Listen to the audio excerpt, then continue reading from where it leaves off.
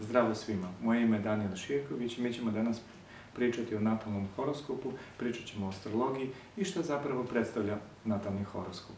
Kada klijent dolazi kod astrologa, on zapravo zna da postoji nekakav trenutak rođenja, da postoji izvesna karta sa određenim simbolima i on često i ne zna kakvi su ti simboli, kakve su njihove interakcije, šta zapravo znači njihove pozicije i na koji način se to tumači. Sada ću pokušati narodnim jezikom da to objasnim, da bi i klijenti mogli da razumeju, a možda i astrolozi kada razgovaraju sa klijentima, da bi mogli možda bolje da pojasne šta je zapravo natalni horoskop i šta zapravo astrolog radi prilikom tumačenja natalnog horoskopa ili na jednoj astrološkoj konsultaciji ili seansi.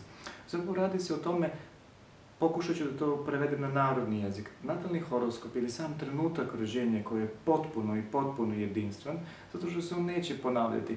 Kada kažemo jedinstveni, mi često koristimo izraze koje koriste motivacioni govorici u Americi. Vi ste jedinstveni, onda mi imamo osjećaj da smo mi veoma posebni, da smo bolji od drugih, da smo zanimljiviji od drugih, da posjedujemo specijalne moći, ali ne u tom smislu jedinstveni. Jedinstveni samo zato što postoji samo jedan takav primjerak tog čoveka koji je rođen tada, tog momenta, u toliko sati, u toliko minuta, toliko sekundi i to je jednostavno jedno biće, jedan entitet koji jednostavno počinje od momenta rođenja, počinje da vibrira kroz prostor i vreme i jednostavno ne samo da on vibrira, nego stvaraju se određene životne slike, stvaraju se određene životne prilike, ulazi u određene situacije, neke su prijatne, neke su neprijatne, on progresira stalno i evoluira, čak može da progresira i evoluira u nekom smeru koji iz naše perspektive nije dobar. Znači, čak i kada čovjek ulazi u neki problem, on progresira i evoluira, samo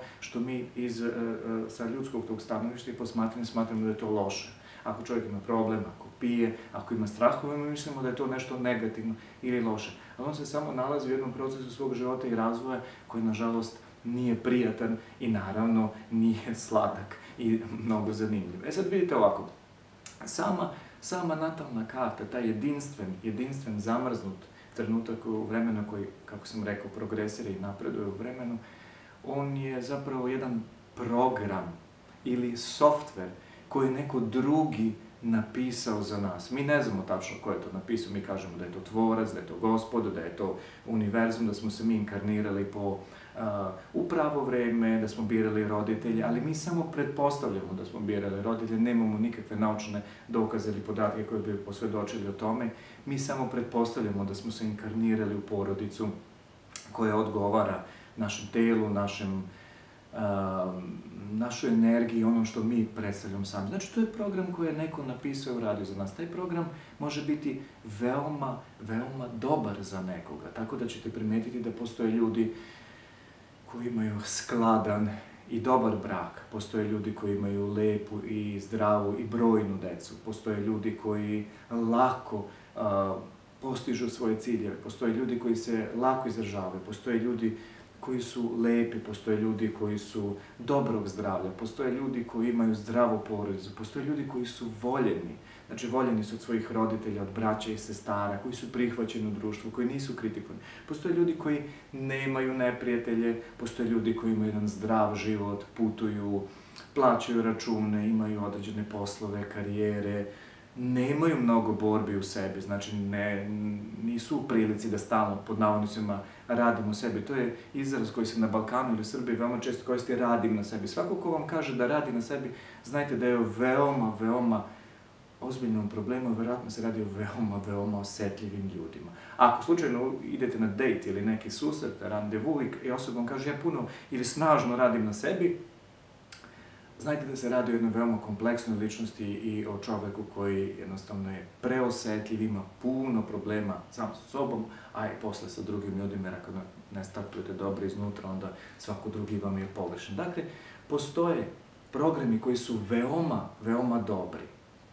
I to je jednostavno, mi ne znamo zašto tako. Mi, astrolozi ili neki ezoterici, kažu to je zato što je, ne znam, karmički obrasci su takvi, to je karma ili ne znam šta, kako si posadio, tako si posejao i tako dalje, ali mi samo pretpostavljamo. Dakle, primjer je to ovako, ako se neko rodio i ima jedan skladan i miran život, bez mnogo stresa, bez mnogo turbulencije, bez mnogo lomova, pobeđuje, osvaja Wimbledon, piše knjige koje se prodaju, voljen je, ima lepu ženu ili partnerku, jednostavno novac dolazi lako, ima dug životni vek, veoma dobro zdravlje, deca su mu naočita, lepa, zdrava.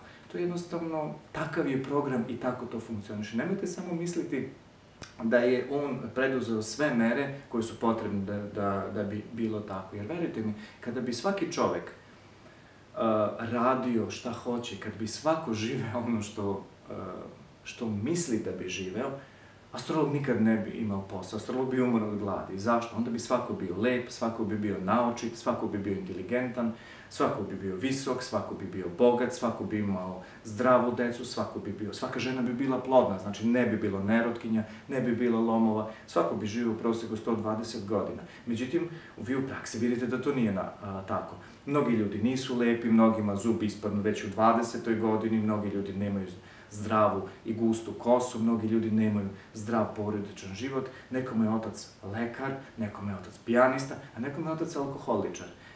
To je nešto što vi jednostavno ne možete da birate, vi ste se rodili u jednom takvom okruženju, ako vam je otac zdrav, i ako vas je voleo, i ako je bio jedan normalan čovjek, vi ste onda srećni i blagosloveni. Ako vas je majka volela, kada ste se rodili, ako je brinula o vama, ako ste odrastali sa njom, vi ste srećan čovjek. Ako ste imali priliku da se obrazujete, ako su vas roditelji pomagali, vi ste srećan čovjek. To znači zavisi od samog programa ili tog natalnog horoskopa, samog programa koji je neko napravio za vas. Međutim, postoji ona negativna strana natalnog horoskopa, ili kako ja to nazivam, programom ili softverom. Postoje ljudi koji nisu voljeni svojih roditelja. Bez obzira kakvi su, oni mogu da budu lepi i manje lepi, inteligentni ili neinteligentni, mogu da budu prilično glupi.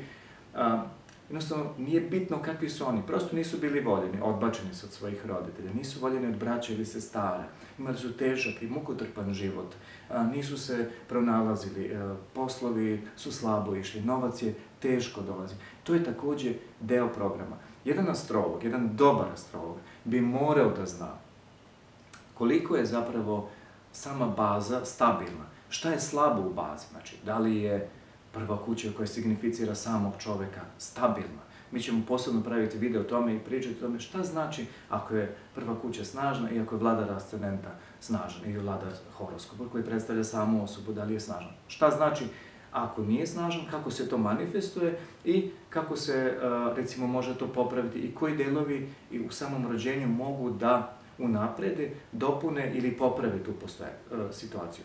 Jedan dobar astrolog bi morao da zna da li je porodica snažna, da li majka pati, da li majka trpi, da li je porodica ta koja može pomoći natusu ili rođenom. Da li polje dece skladno? Znači skladno je znači vitalno, jer kad kod žene polje dece nije vitalno, prosto plod ne može da se zakači za ženu. Šta to znači? Ona odlazi kod ginekologa, on kaže da je ona zdrava, znači nema nikakvih bolesti, jer mi samo gledamo da li je neko bolestan i zdrav, i onda se pitamo, zašto žena ne može da rodi dete ukoliko, ne znam, nema ciste, upale jajnika, materica je zdrava, sve je zdravo, ne znam, takođe i muškarac je plodan, spermatozoidi nisu lenji, ovakvi ili onakvi. Kada to utvrdi zvanična medicina, mi se i dalje pitamo zašto onda žena ne može da prihvati plod, što je vezano za petu kuću, Merkur i neke druge segmente horoskopa. To je prosto tako zato što je vibracija same pete kuće Merkura i svih ostalih faktora koji govore o tome zapravo ne dozvoljavaju da se to zakalemi ili upeca, jednostavno kao mamac i udice. Ne može da se uhvati, ne može, ili čak i ako se uhvati, dese se problemi. Isto važi za druge oblasti života, za polje partnerstva, za polje braka i tako dalje. Šta zapravo mi kaže? Ono što vi učite od motivacionih govornika koji su, ili što je poznato danas veoma popularno kao life coaching, oni vam govori da vi možete sve da imate. Možete imati lepu ženu, možete da imate $1.000.000 na računu, da se kupate da se kupate u bazenu, da imate, ne znam, u dvorištu palme, da vas hlade određeni ljudi koji su uglavnom sa Filipine i Meksika, pošto oni ne nalaze neke posle, oni vas hlade, vi ispijate limunadu, preko svog računara rešavate život, ispijate kapućino, uglavnom takve reklame idu gde živite u jedan fenomenalan život, imate bele veštačke zube koje blistaju, što znači da ste bili kod dobrog stomatologa i sve to sredi, ali u praksi nije tako. Ako čovek nije rođen da ima zdravo i jedno skladno i fino partnerstvo, on neće imati zdravo, skladno i fino partnerstvo. Ako čovjek nije voljen od svoje porodice, i ako je četvrta kuća ili sektor 4 veoma slab, on neće biti voljen od svoje majke i neće u porodici naći ljubav koja mu je potrebna.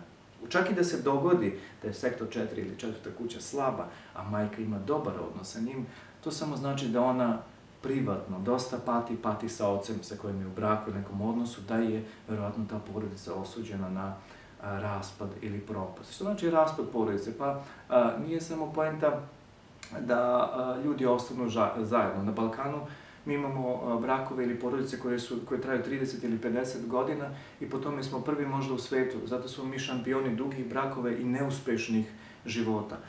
Zapravo, ako je porodica stabilna, to znači da roditelji imaju dobar odnos, da majka ili otac imaju dobar odnos sa vama, da vas razumeju, da vas vole, da vas pomažu da jednostavno rastete, da se razvijete i sve to. Ukoliko to nije tačno, onda vi imate puno lomova. Mnogi moji klijenti su imali veoma nesrećne porodične priče, mnogi moji klijenti imaju veoma dobre porodične priče, to je veoma bitno. Znači, astrolog je dužan da proceni samu bazu, da je predoči klijentu, da je predstavi, ne fatalistički u smislu to je nepopravljivo, ne. Klijent mora zapravo da zna sa čime on raspolaže. Zapravo tada, nakon toga klijent mora da zna u kakvom životnom ciklusu se nalazi, na čemu je akcenat. Možda bih ja sad želeo da, recimo, putujem, ali akcenat je aktiviralo se polje porodice, moram da se bavim porodicom, ili možda bih voleo da pišem, a gro vremena zapravo provodim na poslu. Ko nama čini i šta nas čini takvima da mi želimo jedno, a radimo drugo? Zapravo, mi živimo po tim ritmovima, ciklusima koji nismo svesni i naravno kada želimo nešto, a živimo nešto potpuno drugo, mi smo veoma frustrirani, veoma ljuti. Često odlazimo tada na astrološke konsultacije, mi želimo zapravo da znamo gde se nalazimo, zašto nam se to dešava i zašto nailazimo na odbijanje ili zašto ovdje jednostavno nemamo dobre rezultate. Također ono što je veoma bitno u samoj analizi natalnog horoskopa jeste da se proceni snaga određenog životnog polja u procentima kao i njegovo oštećenje. Postoje i lekovi koji bi trebali, pod navodnicima lekovi, to da jednostavno pojačavaju, o tome ćemo govoriti neki drugi put i oni se predlažu klijentu samo ako klijent smatra da je to za njega potrebno i tako dalje. Dakle, klijent bi morao da zna svoju bazu, sa čime raspolaže, u kakvom se periodu života nalazi i šta on može da uradi toga.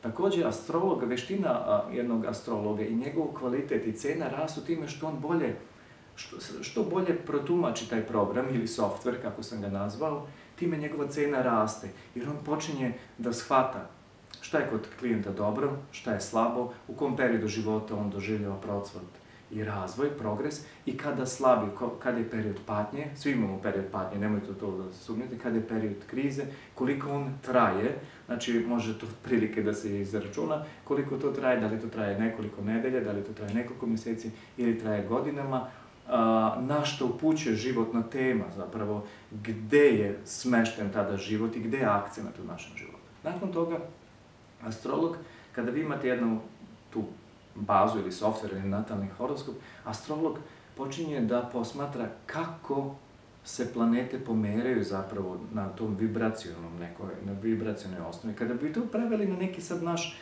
narodni jezik ili jezik koji nama poznat ili ljudima koji slušaju često o tome, mi bi mogli reći da astrologija funkcioniše na nivou vibracije, kvantne fizike, kvantne mehanike ili na osnovu teorije struna. Zapravo, vi nemate nikakvu gravitacionu moć planete, nemate nikakvo polje koje ne znam šta privlači ili odbija, nego njihova raspored, sam raspored određenim tim kombinacijama čine da rezultat bude ovakav. Šta to zapravo znači? Postoje milioni kombinacija u svakom horoskopu i u svakom različitom horoskopu na koji nailazi astrolog, zapravo i te kombinacije zapravo daju određeni rezultat. Ova kombinacija daje drugi rezultat, ova kombinacija daje treći. Vedski astrolozi su čak pokušali da naprave od toga, u vedskoj astrologiji imate joge, koje zapravo pokazuju ako je ovo u odnosu sa ovim, ako je ova planeta u odnosu sa ovom, onda dobijete to, ako je ovo u odnosu sa ovim, vi dobijete to. Međutim, i to je zakazalo u praksi, zato oni imaju mnogo sistema, jer prosto toliko je kombinacija da oni ne mogu, iako postoji preko 1000 tih planetarnih kombinacija koje se zove joge ili položaji, mi nemamo adekvatne odgovore. Mi samo delimično znamo te kombinacije i samo delimično prepoznajemo ili razaznajemo šta one mogu da znače u stvarnosti. Razlika između običnog čoveka koji ne poznaje astrologiju i astrologa koji dobro poznaje, pod navodnicima, dobro poznaje astrologiju, je ta što astrolog zna nešto više od čoveka koji ne poznaje astrologiju, nešto više. To nešto više je sasvim dovoljno da delimično i pomogne klijentu, ali ne zna sve i ne zna ni približno sve. Znači, da zna samo jedan delić, jako je bitno da to astrolog razume. On zna samo jedan delić toga, samo njegovo razumevanje da on zna samo delić tog božanskog plana ili programa, daje njemu svesnost i moć i jednostavno čini ga takvim da jednostavno ne nastupa pred klijentom kao polubog ili bog, nego nastupa kao čovjek koji ima nešto više znanja i to znanje može pametno ili dobro da upotrebi i također klijent može od tog znanja ili iz tog znanja nešto da izvuče i da napravi nešto korisno. Dakle, mi ovdje govorimo o natalnoj karti, mi govorimo o jednom programu, jednom softveru koji je potpuno različit za vas, za mene, za ljude koje vi poznajete ili za bilo koju drugu osobu na svetu. Šta to znači? To znači da ćemo mi dobijati različito, ja ću dobijati možda 2 nečega, vi ćete dobijati 4, ja ću dobijati 5 nečega, kako god da se to zove, vi ćete dobijati 2 u određenom momentu. U određenom momentu života ja ću imati možda uspone i život ću slaviti na jedan veoma lep način, a u nekim godinama ću dobijati veoma malo, ali to se događa u različito vrijeme. Hoću da vam kažem, ako vi vidite čovjeka koji sada pati, morate da znate da ćete i vi doći, da će doći vaše vrijeme kada ćete patiti. Ako vidite čovjeka koji slavi i proslavlja život, morate znati da se i njegova sreća troši. Znači, svačija sreća se troši. Mi ne možemo stalno da idemo gore i napred postoji vrijeme kada nas bole kolena, kada se ne razumemo sa partnerom, kada nismo zdravi, kada psihički nismo zdravi, kada nismo srećni, kada ne ostvarimo rezultate, kada se naša peciva, ukoliko držite pekaru i radite nešto, ne prodaju, kada se naše knjige ne prodaju, kada vi nemate dovoljno klijenata, kada vas ljudi ne vole, postoji vrijeme kada se vole. Znači, postoji vrijeme za sve. Astrolog zna kada je to, dobar astrolog mora da zna kada je to, a čovjek koji